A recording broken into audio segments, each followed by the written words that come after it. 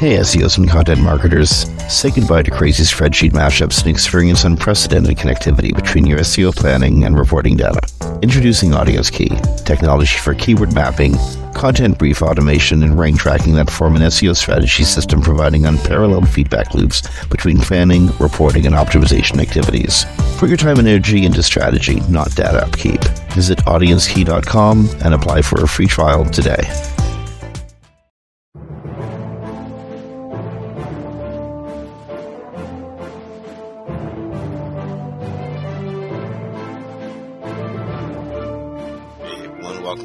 Here on WMR.fm. It's the 12th of December, 2024, and if you look at the date properly, you have 12/12/24. 12 plus 12 is 24. This is a special day. Christine Chackinger from Sites Without Walls, by the way. Christine, it's a special day today. What special day? I know it's a special day because two of my friends have birthdays. One of them, Jenny.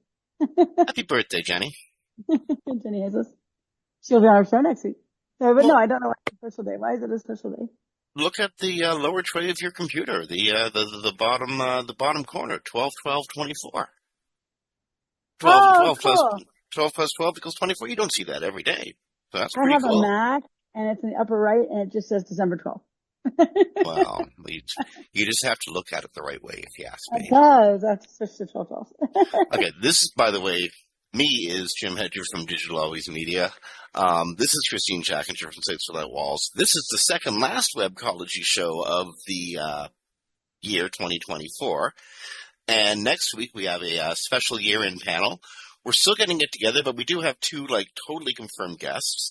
The aforementioned Jenny Hazles, whose birthday it is today. Happy birthday again, Jenny. And Ryan Jones, right? Yeah, Ryan is confirmed. He even blocked it out on his calendar. Oh my! Well, if he's blocked it out on his calendar, that means he can't set him up for a meeting or something in that time. Exactly. So definitely have Ryan. Good for Ryan, and Ryan, on behalf of Christine, you're welcome, dude. Yes. Okay, so we're gonna have a third, maybe a fourth panelist come in. Don't know. So we got the special panel edition coming up next week, recording next week.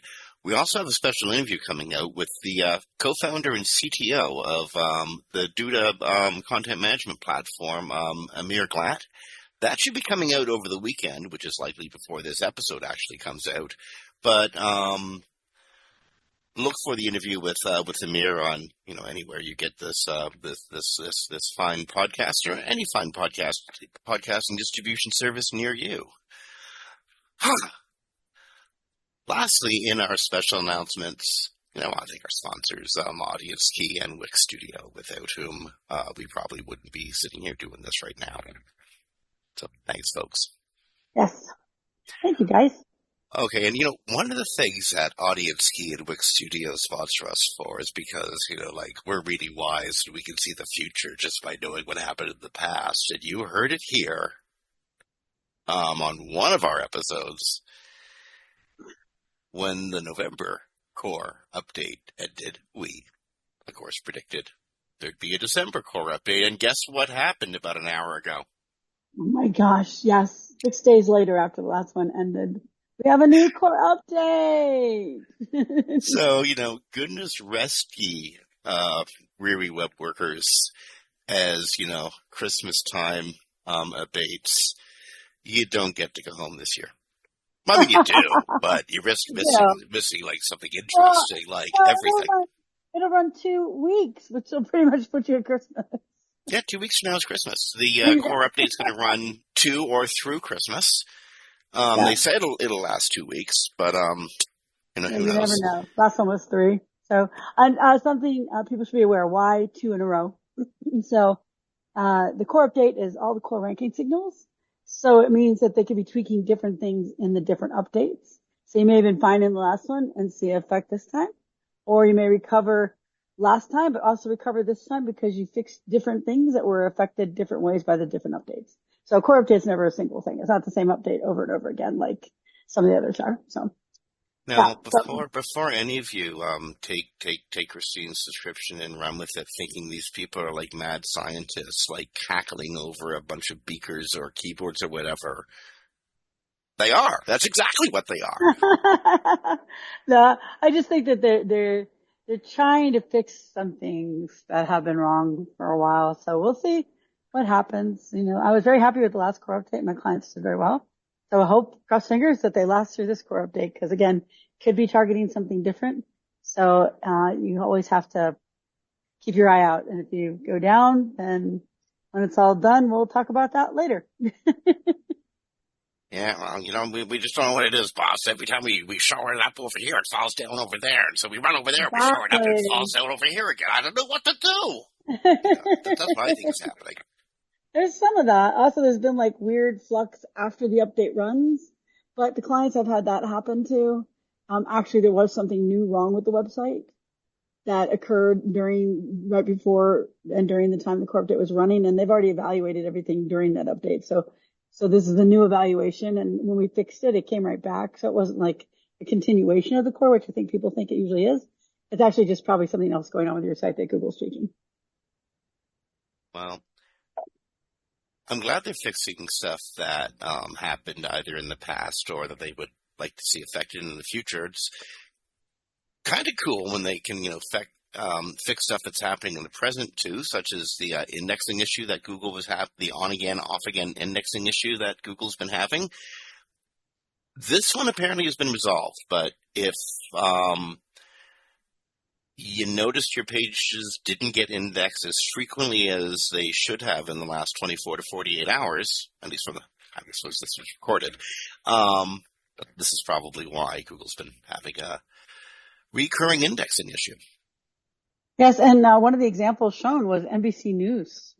So it affected sites of all sizes. But everything's back into normal. Apparently it was very volatile though, because I think Barry had 5 stories on it in the last week. Yeah, well, you might also have noticed, along with their indexing issue, there was a major update to the way that they release information about what's in their index. The changes at Google Search Console happened. We got to see up to the minute, so to speak, totally not, 24-hour data. We're going to talk about that in a few minutes, but I'm going to tell you, Christine, whenever they make changes at Search Console, there's a change. I don't think it's coincidental myself, but that's just me. Could be true. This should have been the top story this week, except there's another core update that just got released this hour, so, we had to juggle this one. Talk about that first, yes. This absolutely should have been the top story.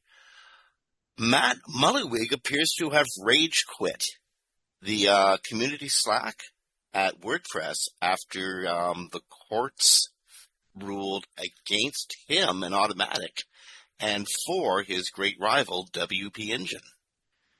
Yes, they told him to restore WP Engine to the WordPress core, and Matt was not happy. But there's other things as well that they were told they had to do, they had to stop blocking, disabling, or interfering with WP Engine and its employees, users, customers, partners, access to WordPress.org, interfering with WP Engine's control over and access to plugins, extensions, or directory listings hosted on WordPress.org is a bad thing. They can't do that anymore either. And that any of these that were developed and published by WP Engine definitely cannot be touched. So Matt got very mad. And he posted, like you said, on, I believe what I'm looking at Slack, but it could be Discord. He posted, now his name is gone now in there. It's not Matt. He's gone, it appears. Yes. It's hard to imagine wanting to continue working on WordPress after this. I'm sick and disgusted to be legally compelled to provide free labor to an organization as parasitic and exploitive as WP Engine. We have, gone over in the past year, and I have the many things that WordPress WP Engine has done to contribute. Matt just doesn't count any of that stuff. So they're not doing nothing. So anyway, they sponsored WordCamps and they lended, is that right? Mm-hmm. They're developers to help with the core. He doesn't count any of that stuff. He only counts a certain thing, and so he's mad. So anyways, someone answered him. I think we have all substantial emotional responses to this finding. However it goes, these are the breaks. The project continues, and so do we. Gone wrote, Matt, I hope you get all what you and WP Engine wanted. So he also went to the Discord and asked them to remove him there, and I think he changed his name to Gone there as well. So I don't read a lot of court decisions, and the very few I do read, in none of them have I ever seen the word douche bro used so frequently. Yep. Okay, so Matt Mullenweg has quite possibly left the building, taken his keyboard and gone home. That's Yeah, extraordinary outcome. yeah, since he's the only one who actually runs it all, it's hard to know. The court said in a one sentence segment that kind of encapsulates it all. Defendants counter with 4 arguments. None are persuasive. So yeah, so WP Engine won this one. I think that's probably the right finding from what I know of the situation. Well, And a lot of read people would agree. defendant? I thought it said douche bro. Oh, I read that wrong. Oh my God. Yeah, pretty much. Pretty much. It's been pretty bad. So we'll see what happens. I mean, he told that, he told WP Engine that he was gonna do what he did to them, and the courts disagreed with what he did. So now he has to give it back to them legally. And we'll see if he leaves. I think for a lot of people in the WordPress community, they'd actually be pretty happy if he moved on and just gave it to somebody else to Or maybe run. not somebody else, perhaps a legal business entity or a legal Yes, nonprofit foundation, or maybe both, as the structure was supposed to be set up for, like originally. exactly. Yeah, that's what I mean. Maybe like a group of the WordPress core people get together and they're, able to take it over or something. But anyway, right now, WordPress, the leader of WordPress, the one who owns it, rage quit. And we'll see what happens next in this We ongoing know drama. personally 3 or 4 of those core WordPress persons. So we should probably get on finding out about, what's going down there. Okay. So this next story, when I first read it, the only thing I could think of is goose meat gandered. Remember when Google was like just shutting everybody out of its market because it was so damn big? Like, I don't know, Yes. sometime in the summer. Google's telling the FTC that Microsoft's OpenAI deal is killing AI competition because Microsoft is, of course, gatekeeping OpenAI and, keeps all that good stuff to itself. It doesn't let Google have none of it, even though Google has Gemini 2.0, which we're going to be talking about a little bit later. But Google's telling the FTC that Microsoft and its, big pants full of OpenAI is, killing competition in the AI market. Yeah. Goosed, meat gandered. Ars Technica reported that Google reportedly wants the U.S. Federal Trade Commission, FTC, to end Microsoft's exclusive cloud deal with OpenAI that requires anyone wanting access to OpenAI's models to go through Microsoft servers. Are Google's models open? Is that something I missed? Indeed. So they are, so they're hoping that the next administration will end this case, but right now they are Google's taking on Microsoft for being too closed and controlling the market. And they kind of are, but Google is too, so I'm not really sure the difference. Okay, so here's what it confuses me. Google has the most incredible technology in the world, better even than the stuff that's being run at OpenAI, and very likely better than the stuff that's being run at Apple. Google, honest to goodness. I mean, you the Willow chip, the quantum chip that Google just produced. Like, oh my gosh. Google created the entire field that OpenAI is running amok through.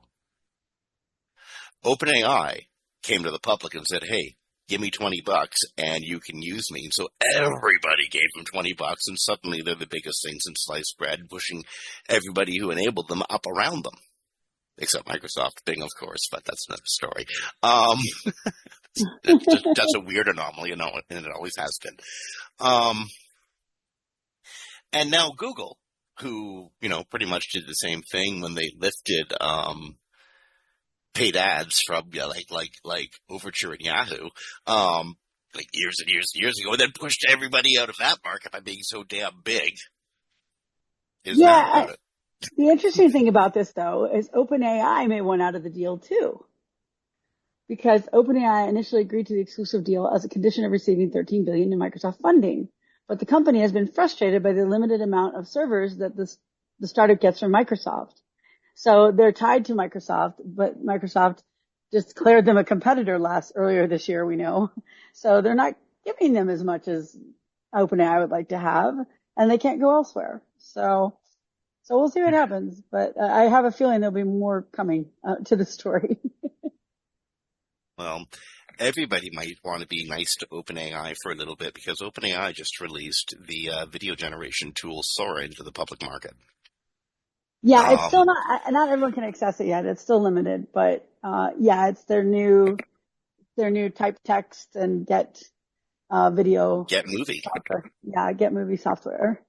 So it'll debut to the U.S. users as well as to most countries internationally. They said later today. That was yesterday. So hopefully it's accessible, but I read other places it wasn't quite ready yet. So anyways, there is a new video tool from OpenAI for you to check out. I've seen some of the reviews of it have been decent. You know, people aren't like the first one where everyone's like, oh my gosh, this is amazing. You know, but they are saying there are definite improvements. So we'll see what happens. Do you ever see like really cool stop motion animation cartoons? I don't know, like a Gumby or Dating Goliath, Pengu, or etc. That's kind of what I imagine being a prompt engineer is like. Go sit at 3/4 angle, sit at 1/2 angle, sit at 1/4 angle, sit. It's actually it's much more fluid than that, but the results are still, you know, generated results. So they're good, but nobody's going, oh my gosh, this is an amazing improvement. So from what I've seen, I've read critics so far. They're like, yeah, it's, you know, it's good, it's better, but we're not head over heels. So we'll see what happens. Okay, so everything has AI in it, like everything. The can of beans has AI in it somehow. No idea how they get AI into that can of beans. And the crop, how they grow the crop. In there. Well, they cook it in, right? With love. Yeah, there you go. AI in the bean sauce. So Salesforce CEO Mark Bernhoff, who incidentally put AI all over Salesforce like in the last couple of years, is now suggesting that the massive spending in AI from big tech is probably money well wasted. He did an interview with Kara Swisher the other day and suggested that billions and billions that are being thrown into AI from the tech world is money being burned. Yeah, and I kind of like his take on it. He goes, he'll let them burn the money. He'll just use what they have. So, this is from Fortune, a quote from him. I think they're going to keep spending and it's going to be expensive for them and it's going to drive their margins down. He said during the podcast, that's for sure. I'm going to take advantage of the spending to make my products better and lower costs and easier for my customers, but he is not going to invest in it. And we know like a debate back and forth, you know, of like where this tech is going to go. And there are a lot of, you know, arguments on the side to say it is too expensive. It's not going to go down. They're never going to make the money back. So maybe it's not a great pathway to go down, but, you know, that seems to be Benoff's path. We'll see. But he said that, he originally criticized Microsoft Copilot, which he called Clippy 2.0, which they really missed a marketing opportunity there. They had called it Clippy 2.0. Every Gen Xer and older millennial would have been on it. But, in reference to the virtual assistant, he says that many of the customers were disappointed because they're not getting the accuracy and the response that they wanted. And he's not wrong. So, he's not. The thing that frustrates me most about the way AI has been introduced to the world is it was super hyped for the wrong things, all the wrong stuff. It's the most money ever spent with no market research. Yeah. There was no market research. They just threw it out in the market and thought people would think it's so cool they would just adopt it. And that didn't happen. Here's the weird thing. For the cost. Think of so many of the products that have come out there before, Christine, like everything from MySpace to Blue Sky. Which we're going to be talking about in just a few moments. And everything in between. The creators had a vision. They knew what they were making and what they wanted people to do with it, And once they introduced it to the real world, the users did whatever the hell they wanted to do with it, and often Exactly. changed the nature of those products profoundly. But as the market will often speak, made it better because this is what the market wanted. Yes, there's always a pivot in every startup, like no matter how big the startup starts out as. And, unfortunately they spent so much money and now they're locked in that space, right? Like they're all just they're building nuclear power plants, Google, Yeah. Bing, Microsoft, Meta. And I kind of like his idea. He is using Gemini. He says in the Salesforce agent force, he's using what they're producing, but he's not making their company rely on it as a core offering of their product. They're gonna, if all went away tomorrow, he could still just go back to what he was doing before. And he's not spending tons of money on it. I think actually, given who his company is, I think that's a smart move for Salesforce. It's really weird. And we got to research this. Like, we got to come back to the audience on this one because I'm positive I read a couple of years ago that Baranoff was investing tons and tons of money in AI, and maybe they did for a while and thought, "Wow, we're actually not going to do this." But I'm Yeah, positive I read somewhere that they were all in on it. I'm pretty sure we covered that like when it first came out. I think they were going to do that, but he says they do train internally, and they're just trying to avoid too much AI spending. And I don't think he needs to do it because you have so much money being spent, by the big ones. Why does he Sure. need to spend it too? He doesn't need to enter the race, right? He just needs to use the products to help his company. So he's even using like the servers from Amazon and Microsoft instead of like using their own. So yeah, I think it's a smart way for a company his size to approach AI. Don't make their company rely on it, but it's helpful right now. Sure. And, they're not spending tons on their AI costs, but they're using it where it helps. So This that is might a be. kind of neat story, and in some ways, when I first looked at it, I thought maybe somebody's AI was hallucinating when they wrote it. But apparently, Apple AI and Google and ChatGPT are going to be all working together. Apple Visual Intelligence is out. It's got ChatGPT and Google integration in it. Um, that's in a way kind of cool. Does that suggest that Apple's also pulling the Salesforce sort of move and letting other people heft the bill on the cost of developing AIs? Yeah, I think so because Apple hasn't been really big on developing their own AI and they've been criticized heavily for it. But it just makes sense right now. If these companies are spending so much money, I mean, they're building nuclear reactors and the industry has to make 860 billion a year just to break even. I wouldn't want to get in that game at this point. Like early on, you didn't know all that, and those companies that have invested are locked in, right? They're, the sunk cost fallacy. But in this case, they're probably being pretty smart. The funny thing is though, as a Android Samsung user, when I see all the features that they're getting, like translate text between languages, detect phone numbers and email addresses, I've already had that for a while. So this is how it goes when my iPhone gets an upgrade. But but it's good. They have Google Lens now. They call it camera control instead of Google Lens. And ChatGPT's problem solving skills for, interpreting like math equations and things of that nature. So yeah, so I think I think it's a good idea. Why build a nuclear reactor when you can use somebody else's tech who's building the nuclear reactor? Well, don't you think it's smarter that you should know the nuclear reactor instead of somebody else doing the nuclear reactor? Because you never know how they're going to treat the nuclear reactor. What a I world. think it's Okay, crazy that I get it. we have three companies building nuclear reactors. Like, Okay. kind We of started crazy. this show like 18 years ago, and there was absolutely no way I would have thought we'd be talking about the private ownership of nuclear No, reactors by the right? by This the tech scares world me. That just just scares to me. run Privatization. servers. Yeah, yeah, exactly. It's crazy. They should all come together and build one big thing themselves, but they're all building their own.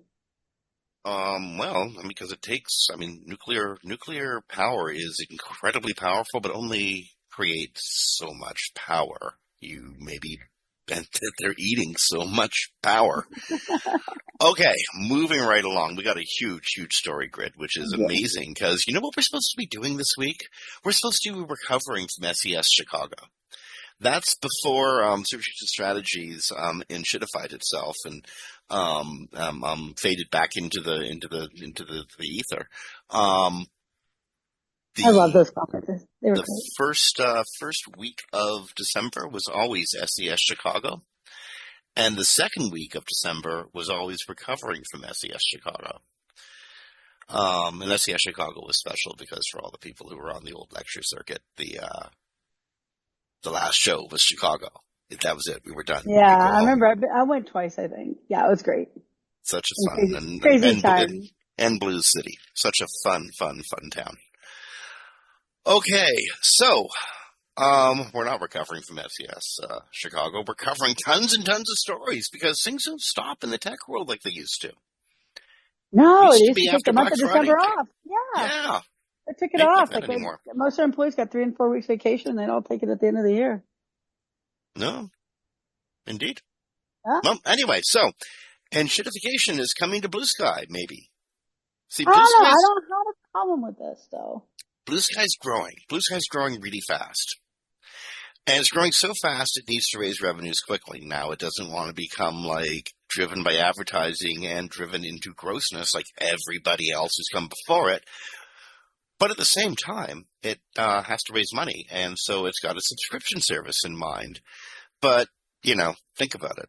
Even at $8 a month, $10 a month, $12 a month, they've only got 25 million users. And how fast do you go through that kind of money in this kind of world? Well, definitely, they're going to have a lot more subscribers for that model to work. But I do think they don't want to do ads. So the CEO No, said no ads, and they're trying to stay away from that. And ads, of course, is massive revenue. So, I think, the critique I read in the article was like people, might not be, wanting to subscribe. But I have a feeling because of the way the market is right now and how people are feeling about Twitter and even, Facebook, because it was revealed last night that Zuckerberg donated to some people that people might not like that he donated to. He donated a lot of money. oh, well, yeah, now it comes time to pay all the bills. And so, private interest and wealthy people come and start giving politicians money to pay for that whole exercise in democracy that everyone just went through. Yeah. So he put a lot of money there. And, anyway, but people are trying to get away from all that and they really like Blue Sky. So I have a feeling they're going to have a much larger subscription rate than if they're just like a regular social platform. You know I what? know how big that's I'd going pay to be. $10, even $20 a month to be there because Yeah. I really like it there. And the article said what I said last week, which is if they don't ruin the free part and try to force you into paying for things that you have to pay for so you can use the platform properly, because that won't work. But if you're like, hey, we'll let you do 5 minutes of videos, 5 minute videos, and that's $20 a month, most people are going to be like, shoot, 5 minute videos, $20 a month, I'm in. Yeah. And they're not going to do verification, not going to do paid verification, thank goodness. Hopefully they bring back a real verification that you are who you are, because that was really helpful back before Musk got away. So it'll be interesting to see, but I'm excited to see what they're going to do. They do have some things with the platform they still need to fix as well, but overall it's been a good experience over there. My worry is just that growth is going to exceed ability to pay for it all. And this isn't 2016. This isn't the years of exuberance in the tech market. This isn't a time when people are just throwing money hand over fist at new technology companies, especially Blue Sky, for uh, all the money's being hoovered up by people who don't support Blue Sky. So anyway, I'm just worried about Blue Sky running out of runway before they're able to mature into a successful business model. It's definitely possible, especially with any startup, right? And they are technically still a startup. But I do think that there's so much positive vibe over there. And because the starter packs allow you to block accounts and masks that you do not want to have to talk to, that's really helpful to bring down the enshittification factor. So I think it has a good chance as long as it's navigated well through these waters, because these are the waters where, you can really mess up. But if the subscription fee is $10 or $20 a month and I can do like videos and I get like extra things, like I wrote them and said, we need bookmarking. There's no bookmarking over there, and that's really not good. So they're working on it. And if you made that part of the subscription, I probably wouldn't feel very positive. But if you're like, hey, you can bookmark, but we're going to put into your $20 a month package the ability to categorize all your bookmarks, well, it's okay. It's like WordPress theory, right? You do the free version that has all the functionality, and then you add on to the functionality. Like Yoast, one of the things that made everyone use Yoast in the early days was that you couldn't change the H1 Unless you, that's right. I remember and the that. title. They were the same, right? And you had to pay for it to be able to change them. Well, you could do it that way, but it wasn't very helpful if you were doing SEO to have the title be the same as the H1. So you would pay them, of course, because I can now change all my, titles and descriptions, and nobody else did that at that time. So, so stuff like that. So I think they have a really good possibility. They just have to navigate it well.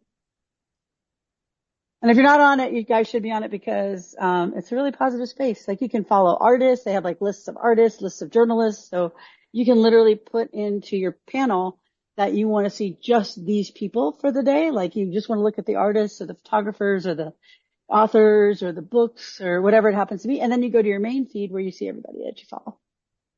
It's an excellent system. Yeah, it really is. And it's still a place where civility seems to reign. Yes, very much so. Okay.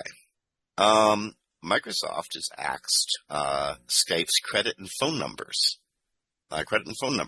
sales to try to push subscription. So if you're still using Skype, when you're done updating your MySpace and checking the fax machine, I don't even know. When's the last time you used Skype? I can vaguely hear its noises in my head. Yeah, it's kind of crazy. Is it was like the only way to do those kind of calls at the time, and then Microsoft bought it and made some changes people didn't like, and now everyone uses something else and totally forgot it existed, except for the small amount of people that use it. There are people that still use it. It still has, millions of users, not like down in the hundreds of thousands or anything, but. Back in the old Webmaster Radio days, we religiously used Skype. It provided by far the best and clearest signal, and we had a commercial account, so we could hook up with people digitally or via the old phone system, and it was, absolutely interoperable. And again, our producers swore by using Skype, and then suddenly they didn't. They didn't want nothing to do with it anymore. Yeah, I think that's after Microsoft bought it because they made some changes that weren't really conducive to how people were using it. So there's not much more to say. It's going to move to a SaaS model, and you're not going to be able to top off your credits. You'll have to do the SaaS version once they switch over. And I guess that's unfortunate because if you don't want to use it that month, you still got to pay for it that month. So yeah, well, that's Word, Excel, and all that stuff I used to use and don't use so much anymore. Okay, that's the old. This is the new. Google's Willow quantum chip called Willow. Wow. It's not a quantum computer. It's a quantum chip. I don't even know how many magnitudes of leap forward it is, but it's massive. Yeah, and the qubits, it reminds me of that game way back in the day. I don't know if you remember Qubit. Anyway, that make up the high-powered chips are roughly the size of an atom and operate via the rules of quantum mechanics. So they pack a wallop of a punch. Now, again, they're not computers yet, and we have to weigh up our cybersecurity too before things start moving to quantum computers because right now we can't protect against them breaking through every system that exists really. But we do actually have quantum computers, and breaking through systems is the least of the things it will be used for. Quantum computers are so incredibly powerful. Right. When they go public, they're worried about people using them for hacking. It's honestly like the difference between a human being and somebody from the planet Krypton. So from Fortune, the new chip can complete in 5 minutes a complex computation that would take the most powerful supercomputer today 10 septillion years. I don't even know how big that is. I'd have to go look up. Very. Yes. Too big to bother More, even thinking about it. So big. more than the estimated age of the universe. There you go. Wrote Hartmut Nevin, the founder and leader of Google Quantum AI, in a blog post about it. So they'll also be able to prove for the first time that chip's errors did not increase proportionately as the number of qubits were added. So apparently there's been an issue in the past with quantum chips that when you add qubits, the little atom nodes, that errors can become much more frequent. And so they were able to fix that issue. It's prone to these mistakes because it's very sensitive to electromagnetic interference and other kinds of interference. Like I'm sure, like, sunspot. And please remember, it's pulling septillions of more computations than a supercomputer is. A dust mote will screw stuff up. Yes, exactly. Yeah. Okay, that's just. But anyway, we're actually closer to having quantum computer power, which incidentally sucks a lot less energy than classic computers and regular computers that are just big heat creating sources. So this is could potentially be a big step towards reducing a lot of pollution that goes into the ecosystem. Yes, definitely. By the way, just for comparison, the last quantum chip that Google benchmark tests in 2019 could do the calculation in 200 seconds. That would take the supercomputer thousands of years. So now we're to 10 septillion years. So there's a difference between the two. So it's a major breakthrough. And we'll see how it works in the practical world. Somebody did pose an interesting question on Reddit the other day. If Willow was able to solve a problem that would take several septillion years to solve, how do we know it's right? That's true. Seriously. That's true. If they come up with an answer, it's sort of like large language models that may or may not be correct. No, we don't know. It might be just fine.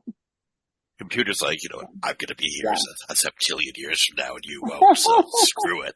It's 7. Exactly. So it's a major breakthrough. Everyone should go read about it at Google AI's website, their blog post today. Okay, so Google is not only moving ahead with, there's no other stories after Willow. That should have been the last story we covered because I'm breathless now, just thinking about it. Wait, before we cover this story, we got to go to the one before it because they're related. Oh, did I jump one? Shoot. Yeah, okay. yeah. You know what? Go for it. My head's already at the other one.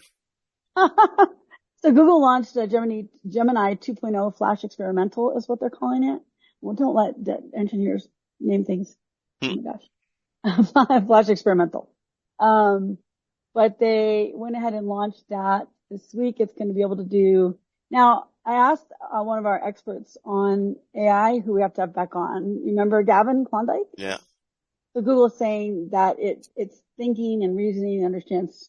It can hear, it can see, and it's able to make all this, work all these things for you. Like it'll be a full, you'll be able to do deep research for you. Like it'll be able to generate text and it'll be able to find things for you and look at things.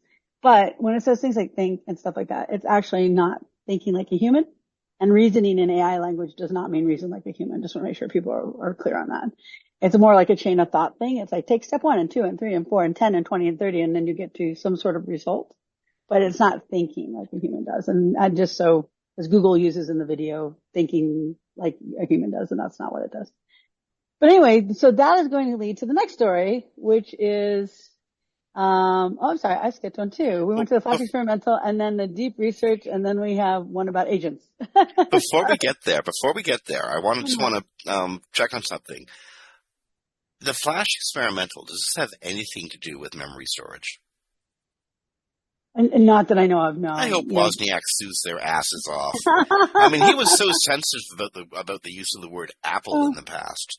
I mean, I hope he just goes after them with like you know flash storage, eh? Yes, of course, yeah.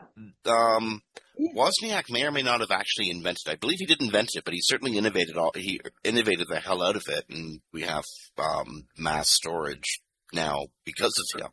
mass super fast, and more importantly, not solid state storage because of him. And Google's aiming this flash experimental. Like, Oh, what well, the you know, hell? This is like we're already using that word for something. I know. Well, they That's do what that on a bugs bunch me. of their products lately. I hate that. I really Yeah, do. Honestly, it drives me nuts. yeah, because even Flash, right, was up something. So, Flash means three things now. The Wall Street Journal did a brief article about it, and basically it's making technology available to developers from Wednesday and said it will power AI generated summaries in the company's namesake engine. We have a story on that. Hmm? And then it's going to be generating text, images, and audio from a single application. And so it's the basis of basically, it's the next evolution in Gemini, which is going to be the basis of everything.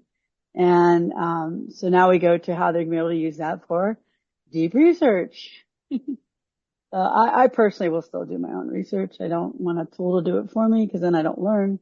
But, the generative AI Gemini 2 is the most advanced model for them yet. And it's going to be the basis for things like agents. But it actually tends to give out overcomplicated answers to otherwise simple queries. So it does have a little bit of a drawback there. But it's still in the experimental phase. So don't expect it to be easily accessible. You can sign up for the pilot program though. So this is from DeepMind, Deep Research. It prioritizes research and accuracy over actually giving you a fast answer. And it can take a long time, but it's supposed to be better to help people who do research. So it's Google AI Week because each one of these is building on the next one. So, and then we get to the big. I'm looking forward to seeing what happens with deep research in the long run, especially in the big fields, quantum mechanics, oceanics, tectonics, even hydrology, figuring out how water flows. Figuring out climate models. I'm really interested in what deep research will bring to, democratizing a world of deep data. This next one is amazing and terrifies me at the same time. Project Mariner. Yes. Me too. So go ahead. Okay. Do you mind if I introduce this? Because I was actually. Sure, go ahead. How to say this? I wasn't, like many people, I've been working with a startup that isn't going to start up at all because of Project Mariner. A group of people working to make AI agents. The idea being the world is about to become incredibly complicated. Everything is going to be interactive with AI in one way or another. Your doctor, your senator or House representative talking to them. Dealing with the IRS or Revenue Canada or your tax collectors, medical stuff. Everything is going to have some sort of AI function, and you're going to need to function with AIs to get by in society. It's going to be as important as having a mobile device or a computer is right now. But it's going to be insanely complicated, and most AIs are going to be run by other people, not you. They're going to be owned by other people, not you, and your life is going to be completely enmeshed in and run by them. So Google wants to bring AI agents directly to the people. Of course, they're going to own them. But set that aside for a moment. Project Mariner is all about an AI agent that will do tasks. You name it. Anything that is happening on the web, Project Mariner wants to be able to do for you. And this is where it gets weird and scary and amazing all at the same time. What do you think, Christine? Like just this super agent, the agent to do things for all agents. Yeah. Well, the article that I read today is from BGR. And, one of the big things they talk about here is privacy issues because they know everything we do, right? They don't say what they're going to do with that information. We know they're going to train on it. There's no way they're not going to train on it.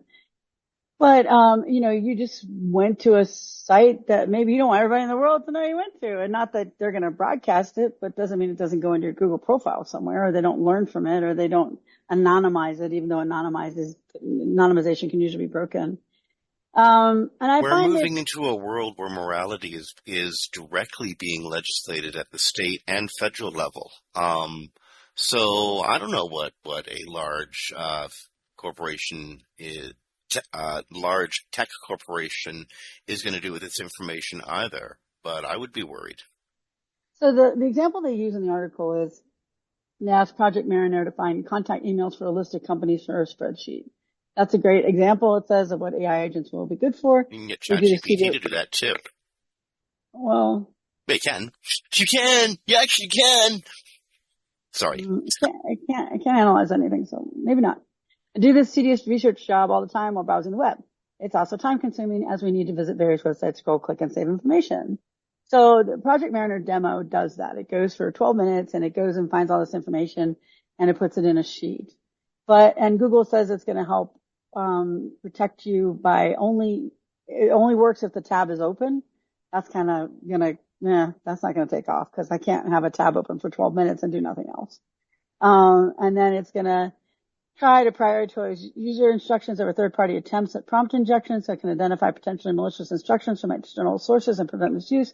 I'm sorry, I go to DEF CON every year. They hack their computers. Mm-hmm. I do not have confidence.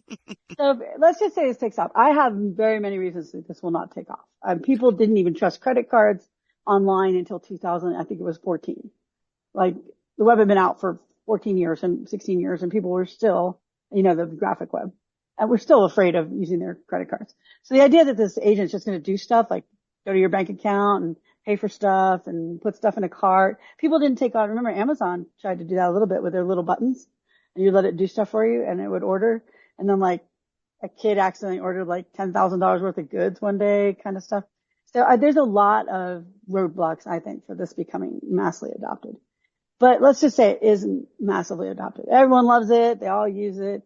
Well, as soon as it becomes something that a lot of people use, it becomes a hacking target. That would be my first fear is hacking target because they just have to get on your computer and make it look like they're you be the admin or if you don't have your computer locked down. So then it looks like it's coming from you. So therefore Google's security there wouldn't. No, of course, for sure. I mean, this is wide open for monkey in the middle or for an injection attack. Exactly. So most people's computers at home are only secured by like an antivirus. And something on there. Most routers aren't. A free antivirus at that. Yeah, because I went to look for routers twice in the last 8 years, and both times there was almost no routers on the market that didn't have some sort of security vulnerability. So you're talking about someone gets on your router, pretends they're you, and now they can set the agent off and go through your bank accounts. And so until I know that they can't do that, which I don't think is ever really possible, I would never probably put one of these on my computer.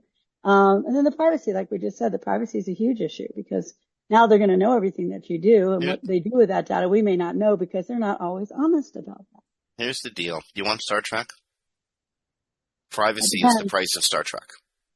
It totally is. Remember the Star Trek computer knew where everybody was at any given time? It doesn't have to be. They can literally not record that data or dump it within 24 hours. Well, yes and no. But if your medical data has to update every time you do a transaction with some server to get a prescription updated, that's going to think of how important image caching is right now, just in making websites load quickly. Data record, like medical data records are much bigger. So, I mean, there's a whole host of reasons why privacy is, we might have to have a whole different relationship with it, which means a different relationship with society in general. But, hey, humans evolve. I'm not saying it's good or bad. Or we can just reject it and not use it. But we won't. Because again, the world's about to become so insanely complicated. Maybe Mariner's the wrong direction. It's terrifying in a whole bunch of ways, but people aren't going to be rejecting AI. It's not going to happen, and they're going to need something to interact with it for them. There's no question about that. We'll put the dollar bet, but next year this time it probably hasn't advanced a whole lot. I don't think it will by next year. No, I don't think it will by next year either. I think it's going to take around 5 years, but 5 years from now, I mean, forgetting the maelstrom that's coming about a month from now. Just if tech was to continue exactly on the course it is right now, without the major weirdness it's about to come, which we really need to talk about sometime. We really do. January. Yeah, I don't want to talk about it Yeah, until then either. But it's, I don't see people not adopting the push button convenience of blinking at something and making it happen, we'll see. and that I will think they're, involve I think they're, agents. I think they're going to reject agents No, generally unless they can be hidden, unless the agent just does it and you don't know what's going on. oh, it's all Then hidden. maybe. That's the whole. That's half the point to Mariner. Is all No, no, just sort of happens. your tab has to be open. You have to Well, your watch it tab do has to stuff. be open. Sure. I Yeah. mean, I got Facebook open there somewhere. I mean, no, Has the been tab has forever. to be open and open at, no, I don't mean open. I mean, it has to be the front tab. It Okay, has so to be the tab. so that'll be loaded on my cell phone sitting on my desk. We'll see. Tech people think differently than regular folk. So we'll see. Okay. We'll see what happens. Um, So, last this was week's so show. fun. Oh, Yeah. sorry. No, we're going into the Sundar thing. I said we don't have to say a lot because he didn't actually say much. Last week's show we called "The Changes Will Intensify Until Morale Improves," Yes. and sort of happens that Sundar Pichai agrees and went into a interview with this time with the New York Times to tell us about how much things are going to change profoundly. And if you want to watch the video, there's a YouTube link which we're going to be throwing up into Blue Sky in the coming days when this podcast is announced. But I think if you go to YouTube, type in Google CEO or Sundar Pichai, Andrew Ross Sorkin or New York Times, you'll get the interview. What do you think, Christine? Was there anything in here that people should be specifically looking for? Sundar often does talks in wishes and dreams. So he talks about like the history of how they've done so much with large language models, BERT and MOM, and then transformers, and then AI overviews, which reach 1 billion people, which is, you and I both know means impressions, not actual use. So he didn't talk about use, he talked about impressions. And he talks about how great search is, and we all know from just what we see out there, not just us as SEOs, that search has not been improving. It's been getting worse. And we know he meant to get it worse because he made money off it. That's in DOJ testimony. So I don't know. It doesn't say a whole lot. It just says it's going to change profoundly in the next year. And everything we just talked about is what he's probably going to make those changes on. So we'll see what happens. I don't have a lot of confidence in him, to be honest. I don't think he's done a lot of good things for Google search. They make more money on ads, but that's just because they keep hiding them. They're at the top. Now they're in the middle. Now they're in the endless scroll. Now there's 4. Now there's 3. Now there's 2. Now there's 10. You see the future, right? Ultimately, they're going to be making money on ads because that's going to be the trustable click.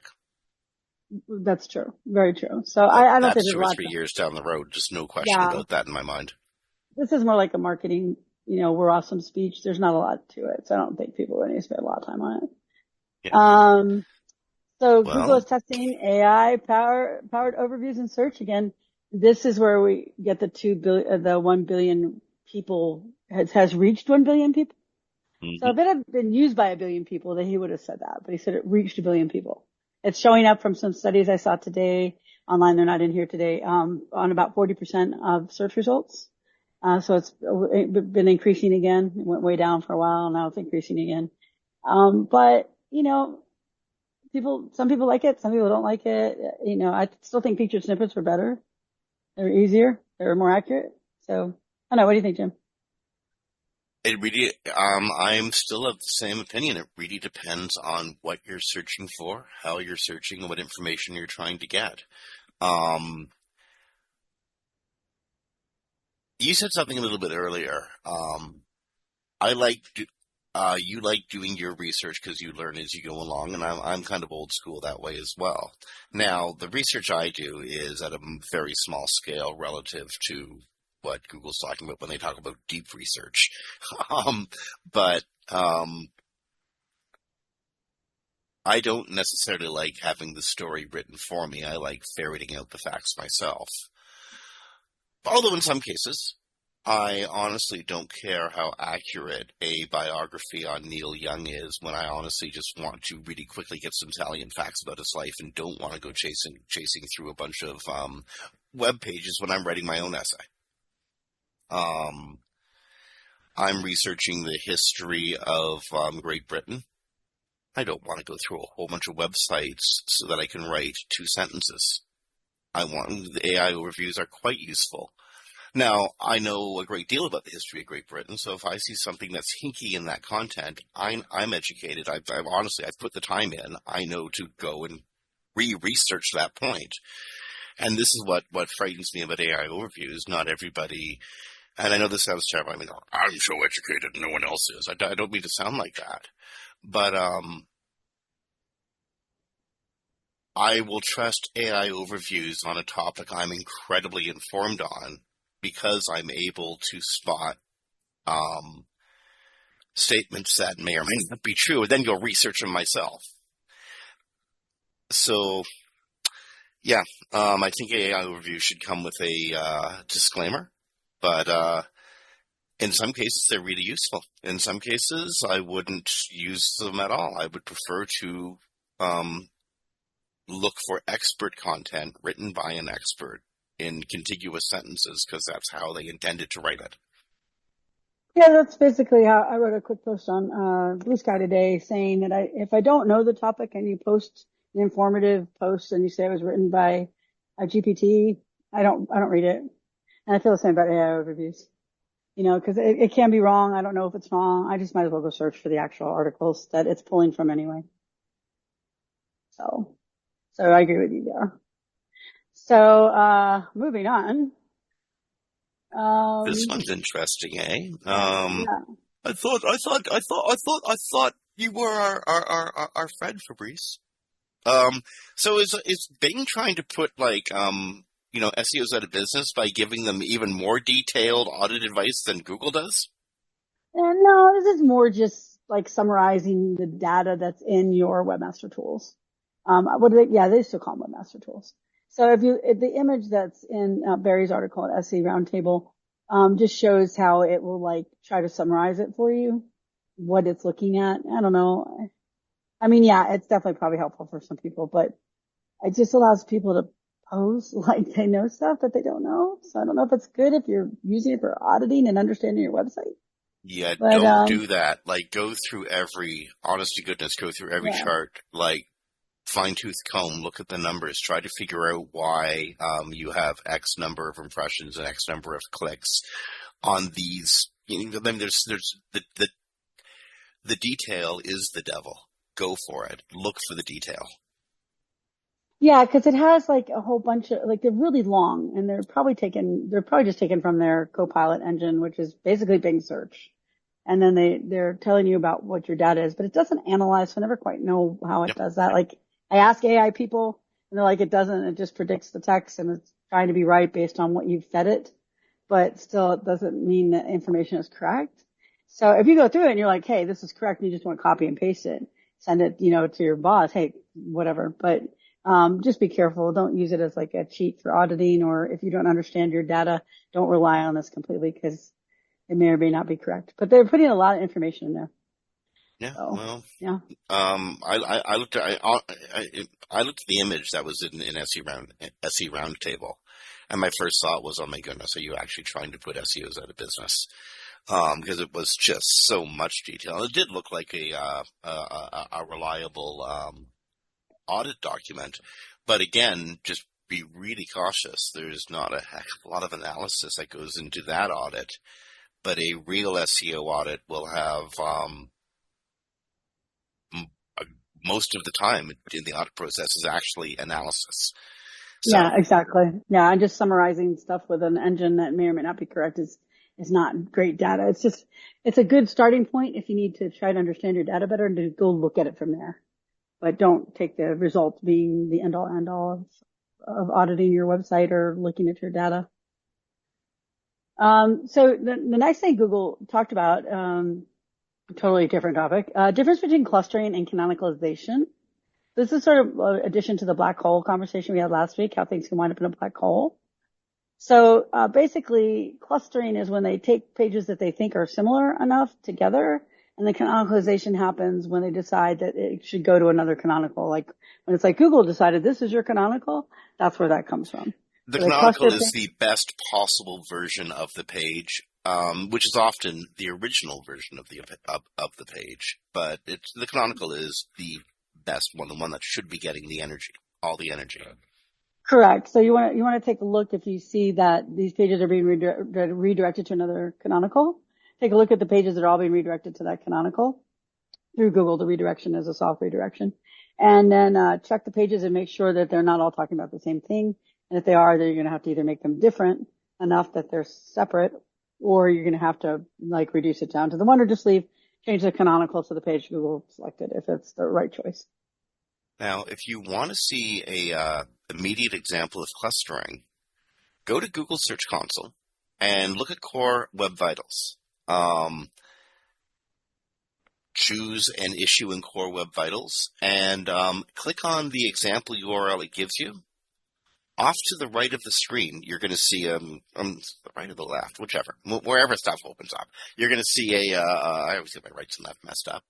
You're going to see a window open that shows pages similar to the example URL that you clicked. Those are a group of pages that Google looked at and said, "Hey, these are all relatively Yes. the same. We're going to put them all in one big basket and do some tests on them because Yeah. they're representative of the page." Yeah. And sometimes that could just be an issue, and other times it could be what we're talking about here is clustering before they do the canonicalization. And the crawling tools like Screaming Frog and Sitebulb will show you when Google has picked another canonical. So you can actually crawl your whole website and then look through the spreadsheet and see where they've actually changed your canonical, and then cluster your pages together. It's funny, when you first looked at the story, you thought, oh, the difference between clustering and canonicalization, this is going to be a nothing story. Then you actually really look into it. Yeah. There's some real detail in here, right? Because it's hard to really explain in relation to each other, given how the canonical page can be chosen by Google. Yeah, exactly. And this is from Search Off the Record, and I highly advise everyone listen to the most recent Search Off the Record, because they really get into some major details of what we're talking about right now. And then we also know from that Search Off the Record that Google has 40 signals for canonicalization. So like if you redirect, do a 3-1 redirect, well, then they're that canonical, right? They're going to go to the page you redirect to. But even HTTP and HTTPS can make a difference for canonicalization. They might pick Absolutely, something. of course it should. Yeah. So there's up to 40 signals. So John joked that we're going to write up, SEO documents about the 40 signals, like we did the 200 ranking signals. But anyways, you want to listen to the. Yeah, go ahead. One of the first things you teach a new technical SEO, like the first day they're sitting down and go, "I'm interested in technical SEO," is the 4 unique aspects of a URL. Very true, because I still find pages or sites where the HTTP, HTTPS, WW, non-WW for both hasn't been properly redirected. Mm-hmm. Oh, and don't forget backslash, no backslash. Yeah, exactly. And sometimes index HTML is still there and it's treated as a separate page. Like the home page can have like 6, 8 different versions. Also, X default as a canonicalization signal is very strong. They talk about it for probably 3 to 5 minutes on there. And that's not used a lot, but when X default is used, it is definitely a signal to go to the other canonical.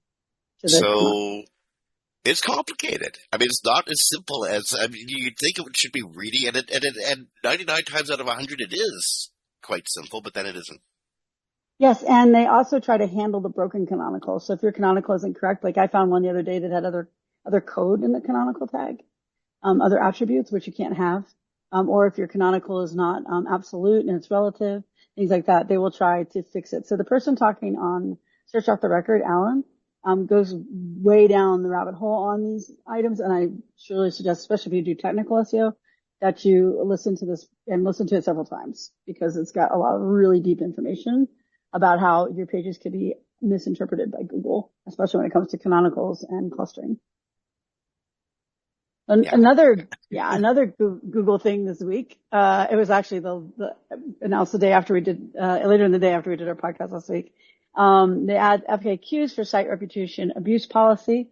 Dr. Pete, from Moz, I don't know if everyone knows Dr. Pete, but Dr. Pete's on Blue Sky, and it's just Dr. Pete, and he put out a simple diagram for you to analyze your site and when you're likely to get a manual action for reputation abuse. Because they're not targeting affiliates. I know it's a common misconception right now, but they are targeting the type of site, the type of hosting, and the type of control the site has over the third-party content.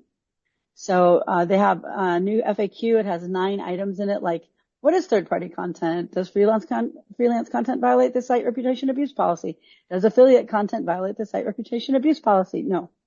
So things like that. So I advise everyone to read it. It's a little bit too much for us to cover here because you'd have to cover every item in depth. But So, for the record, this is Google saying it nicely.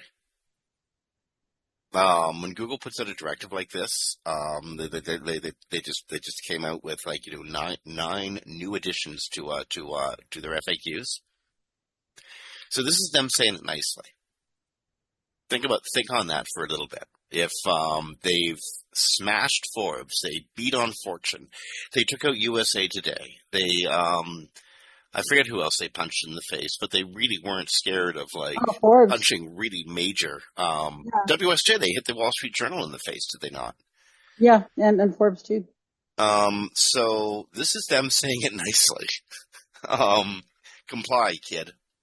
That's in the words of Google, but I'm sort of paraphrasing. Yeah, pretty much. That's what they did.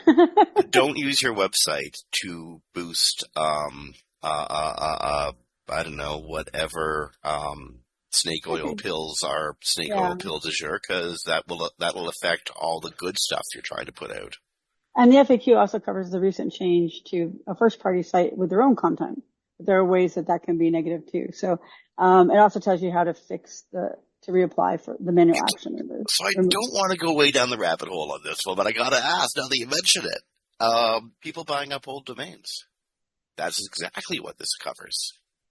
Yeah, you definitely have to be careful of that. They've been saying that for a long time, but yeah, it does. It is part of it. Now they're kind of saying it anyway. Yeah, I think this is Google putting its foot down for the final time, because I really see the hammer of God coming down and like this time Hulk smashing stuff. Okay, Google crawler documentation as HTTP caching. Yeah, so if you have HTTP, I'm sorry, go ahead. As I say, if you have HTTP1 or HTTP2, which one are they going to choose? But when do they switch protocols? Things like that. That's what this one covers. Yeah. So Google has put in documentation on HTTP caching. Yeah, truly technical stuff. No, I mean it saves. I'm trying to think here. How is this of great benefit to most webmasters? Because it saves micro bits of resources when you're covering massive sites, but for a regular small site, just like Google do its thing. But they also added e-tags to the documentation. How many times have you seen e-tag and like, what is that? E-tags are like a last modified response header, but they're a little bit more definite, and they're required by the HTTP standard. So they recommend they use those instead of last modified headers and to indicate caching preference. E-tag doesn't have date formatting issues that the other caching can. So people should read the documentation, especially if you're technical SEO. If you just do content, you probably can skip this one. So where do we go next? There was a big change in link counts in Search Console. If you see a big jump in links and you're kind of feeling weird about reporting that to your clients because you can't explain why, Google's reporting links differently. Yeah, and they're reporting more of them, according to Barry, who showed screenshots of his link counts. So they're increasing the link counts in there. I don't use it a whole lot, but I do use it to get a general idea if I need to do a deeper dive. So that can be helpful. Okay, so we're by the way, we're slightly over time now, and I can feel the studio stomping its foot. So okay, we'll do these last ones, and then I will run through the quick stories. This one is kind of funny. Google saying sometimes over-optimization drifts towards SEO spam, which makes me sound like they're talking like Canadians by like completely understating something. Like completely understating, hey, I think it's getting cold out now. When it's actually like negative 30. So if you over-optimize a website, say you keyword stuff, and people are looking at the website and they see the same word over and over and over again, or maybe they discover that white-on-white wording, that's spam. Yeah, and they don't have a definite threshold, John was saying to the person who asked the question in Webmaster Hours, but there's basically like, I had a site the other day that had 87, they repeated their keyword 87 times on one page.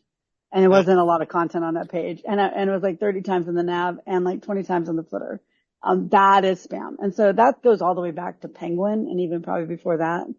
Cause Penguin wasn't just about links when it was launched. It was about other things too. And one of them was over optimization. So just, write like normally and make sure you don't repeat your words.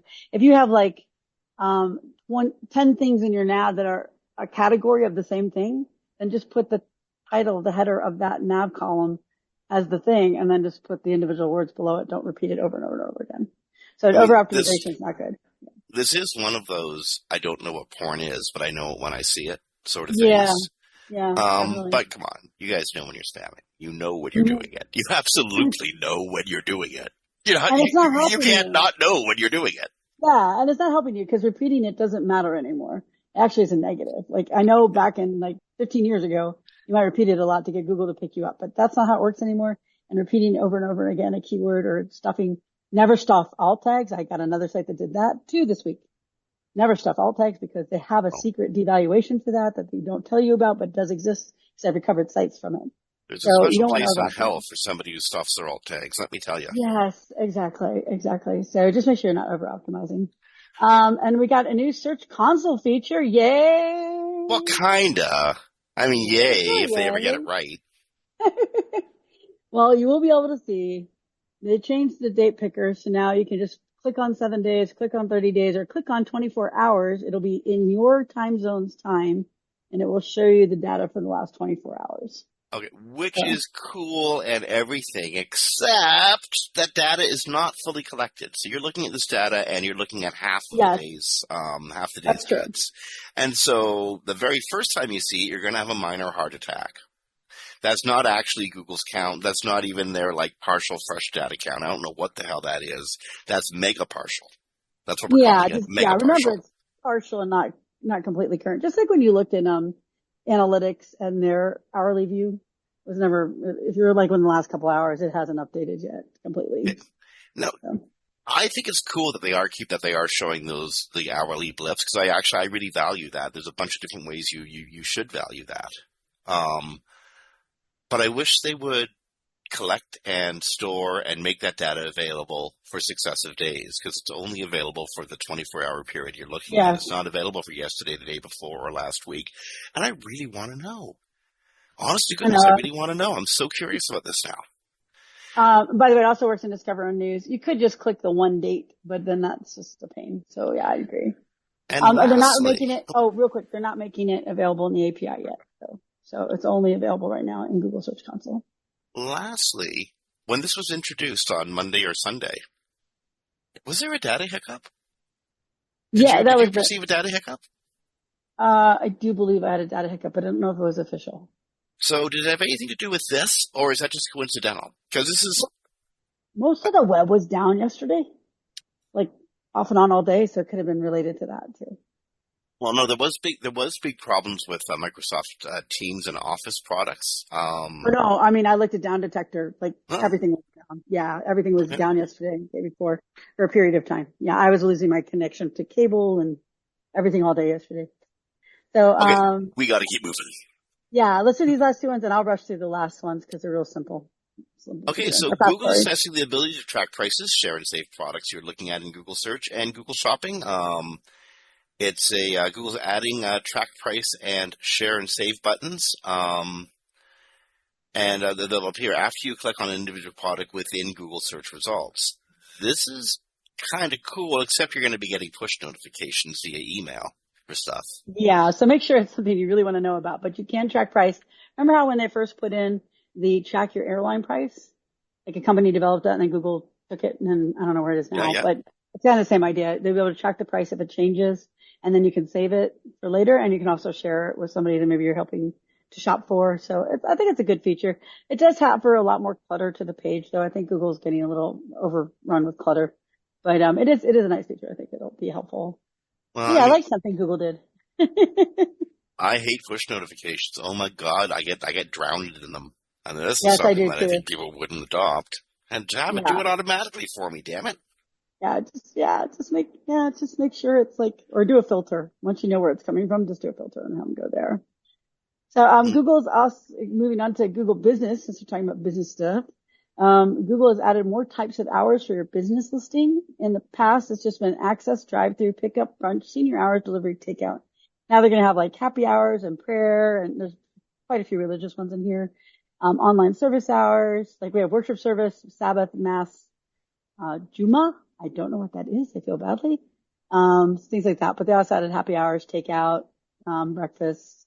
There's confession in there too. Now, do Your they confession have office. the great crossover tools that I know Ask.com would have had if they were still in the playing, like, churches you can go to confession and drink in at the same time? I don't know, They but should. you can click on more than one of these buttons. So maybe somebody will offer that. At Catholic Church, we do have wine. I don't go anymore, but when I was younger. So that's all now it's just our fast stories. These are pretty quick. I can just jump through them. If you need to jump in, Jim, just go No, ahead. go, go, go, go, go, go. Uh, We need to get out of here. yeah, Honest to goodness, yeah, we do. studio's going to We kill do. us. I know they are. We are. We talked a lot today. There's a lot of big stuff. So much AI news. Officially Bing has dropped the cache link. So like Google dropped the cache link, you can no longer look at a cached version of a result in Microsoft, but you can go to their webmaster tools and you can look at it in there if you need to look at the cached version. So that's good. Google doesn't offer that option. That's where we said Google should have put it in the webmaster tools. See, Fabrice does love us after all. He does. Fabrice Okay. is awesome. Google tests trending and popular labels and search results. This is like the fifth change. It's just underneath the search. It says people like this, and they keep changing the words. So now it's popular is the new word.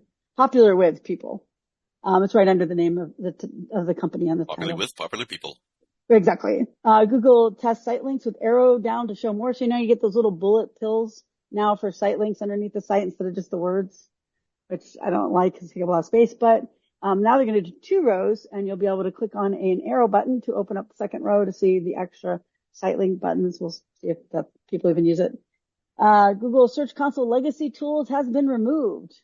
So anything you're using in legacy tools reports, like what was it called?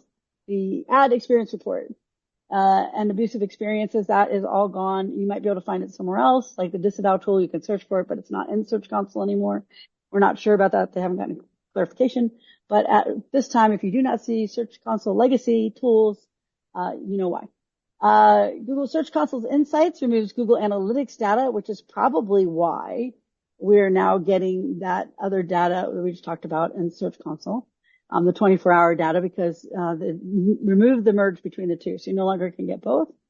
And then the last one is Google has changed the tools design in search. When you click on tools, and you don't just get now the little drop-down arrows on the left, you get this big honking thing on the right. Again, I think it's just too much clutter, but it might be useful. I haven't used it yet, so they may have more definitions in there for you to do stuff with tools. So we'll see how that goes. And that's it. Yeah, it's by the way, it's kind of like the environment you find in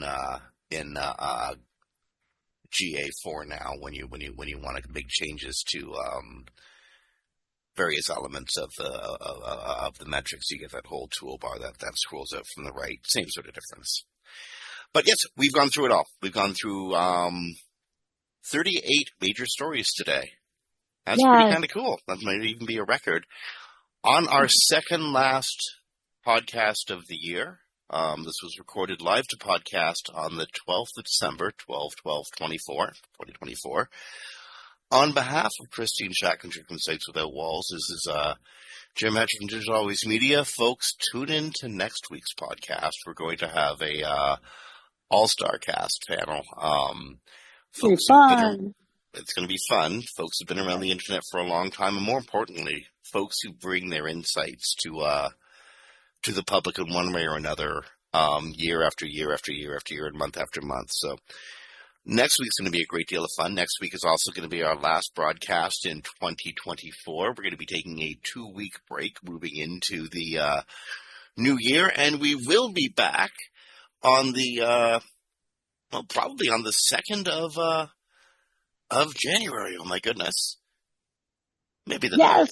We'll see. We'll see. That's probably up to the studio, who's very angry at us right now. So we'll see. So patient with us. And just one other thing. Jenny kind of took a step back from the industry for a little while. So this is like her first big appearance in some time. So I bet she has a lot of great stuff to share with us that she's been holding back this last year. She pulled back when she was working a major She just hasn't been putting herself out there, but she's still been working. Yeah. Oh no, yeah, definitely. No, but she was working this major job that took up all her time. That's why people haven't heard from her as much. So. Okay. On behalf of Kristen Jackinger from Sites Without Walls, it's Jim Hedger of Digital Always Media. Y'all been listening to Webcology, recorded live to podcast on WMR.FM on the 12th of December 2024. Be kind, be good to each other, rank well. Thank you to everybody involved from the studio to the office and folks, and our sponsors, of course, and folks, we will talk to you next week. Bye, everybody. Thank you, Ricky.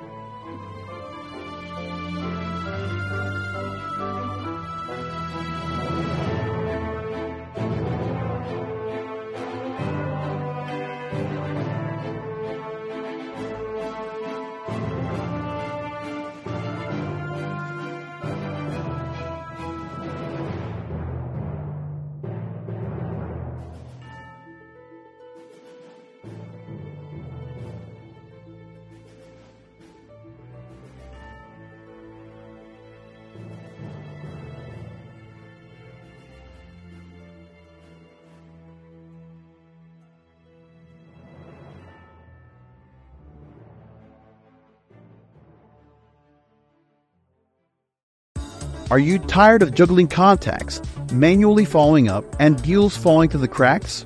We can fix it so you never lose another lead, enabling 24/7 sales and support via an AI that learns your business. Ready to close more deals with less hassle? Get a free trial of our marketing automation at thebuzzcrm.com.